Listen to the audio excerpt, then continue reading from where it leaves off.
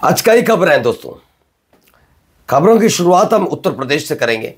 वैसे तो वहाँ एसआईआर चल रही है, लेकिन एसआईआर के बीच अगर कलह हो जाए तो जी हाँ, कलह की खबर आज आपको दिखाएंगे, क्योंकि उत्तर प्रदेश के मुख्यमंत्री योगी आदित्यनाथ से जुड़ी एक बहुत बड़ी महत्वपूर्ण खबर निकल कर आई है।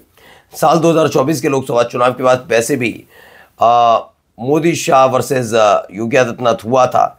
उसके बाद गोदी मीडिया ने कहा ऐसा कुछ नहीं है, सब कुछ शांत है, दोनों एक दूसरे को पसंद करते हैं, तमाम चीज़ें। नहीं, ऐसा कुछ है, दिखाऊंगा।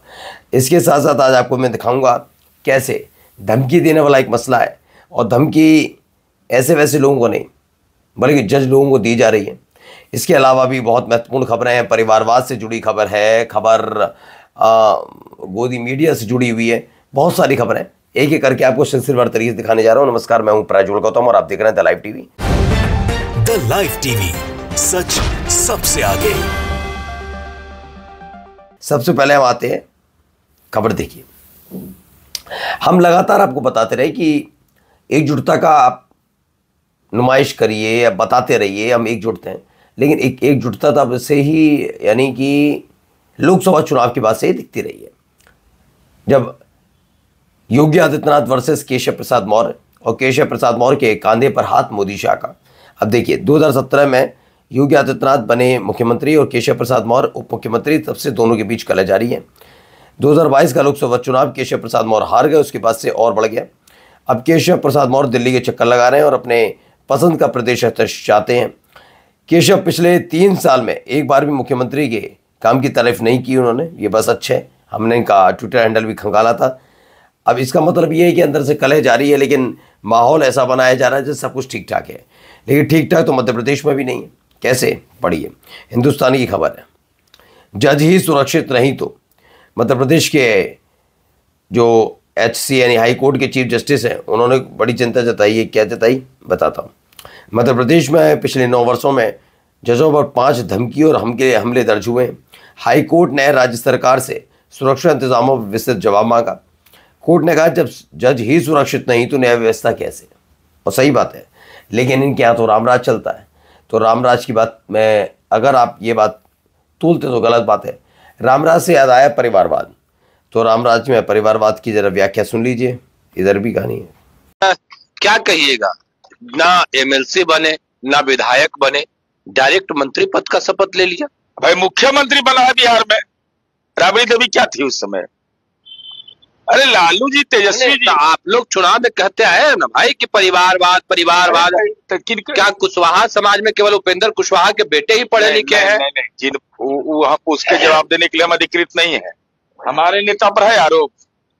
राजद वाला बोल रहा है हमारी सर नेता पर। नहीं, आपके नेता पर नहीं, उनके मंत्रिमंडल पर बोल रहे हैं भाई। तो मंत्री नीतीश कुमार का ना मंत्रिमंडल में है। मंत्रिमंडल, आप लोग तो कहते हैं मंत्रिमंडल का अधिकार नीतीश कुमार का होता है, मुख्यमंत्री का होता है। तो हम पूछते हैं, उनसे सवाल जवाब चाहते हैं कि मुकेश सहनी के भाई को टिकट देना क्या जरूरी था? देखा, ये है नेता। परिवारवाद पर दूसरों पर ज्ञान दिलवा दीजिए, यही तो कह रहा हूं। चुल्लू पर पानी बचा ही नहीं आजकल, किसी की आंखों में नहीं बचा। ये नीरज कुमार है।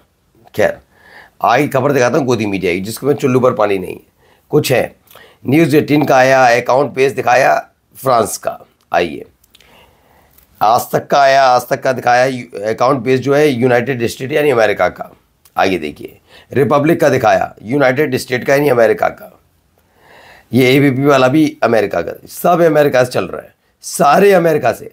अब बारी है गोदी मीडिया को एक्सपोज करने की। ये सब VPN लगा कर बैठे हैं, सबकी लोकेशन विदेश दिखा रही है। ये वही लोग हैं दिन भर भारत के मुसलमानों से देशभक्ति का सर्टिफिकेट मांगते हैं, अपना आता पता नहीं है, लापता टाइप के हैं।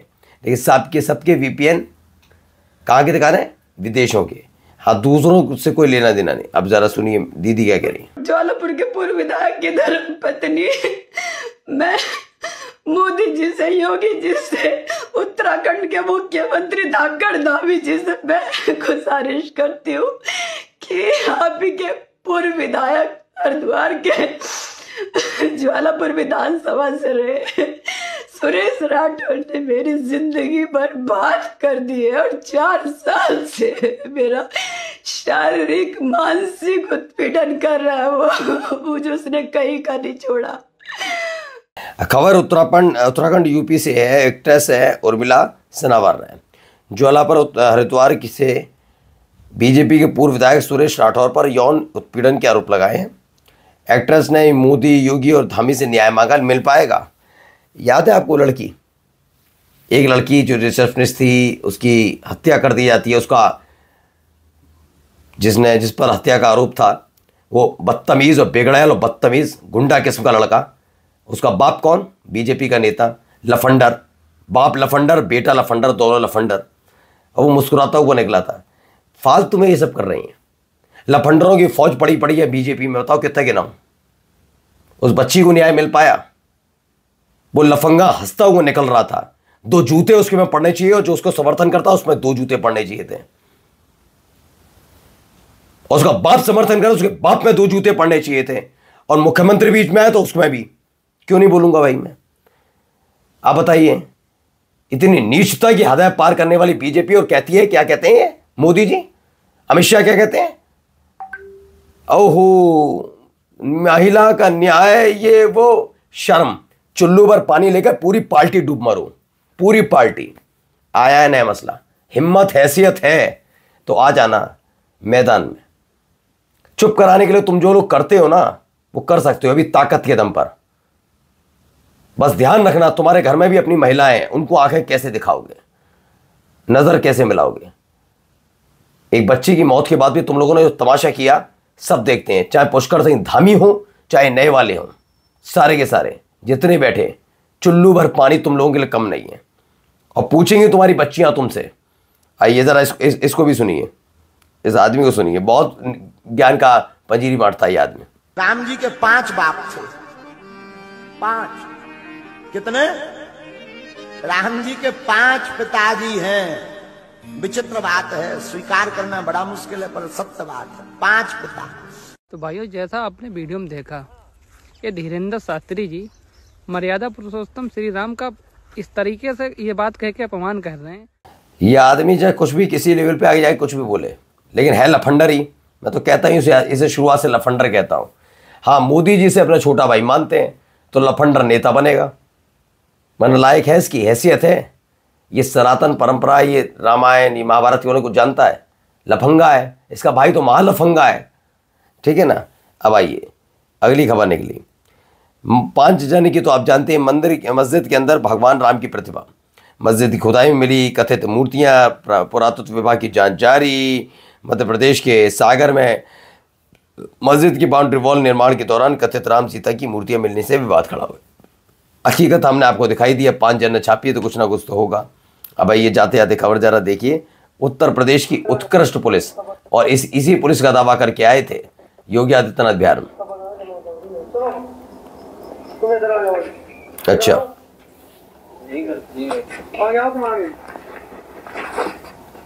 पूजा का नाम क्या है तुम्हारा? ठीक है, नाम तेज बताना है। ठीक है, पति क्या नाम है, उम्र कितनी है, कहाँ की रहने वाली हो? ठीक है, क्या हुआ तो कहना है मेरा पति समझ जाने घूम।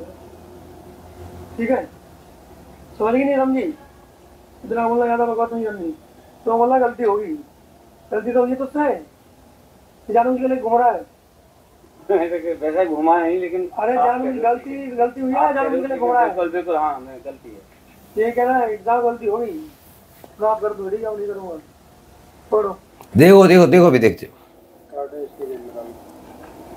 कार्ड इसकी जेब में डालो।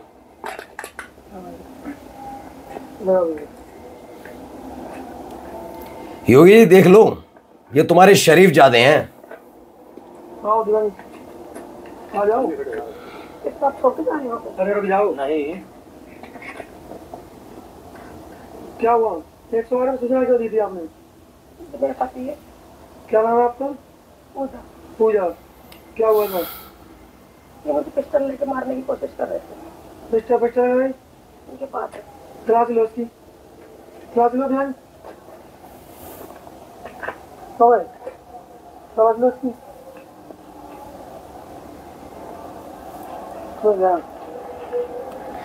मैं इतना पूछता हूं, शर्म आती है?